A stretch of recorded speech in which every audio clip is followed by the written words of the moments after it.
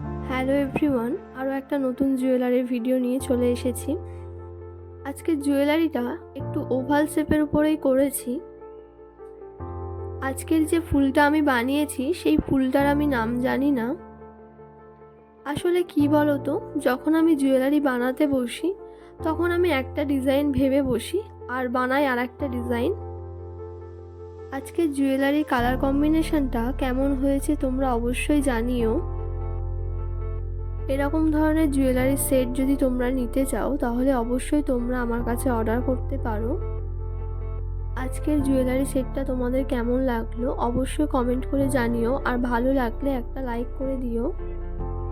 আজকের এই পর্যন্তই, দেখা হচ্ছে অন্য কোনো ভিডিওতে। টাটা।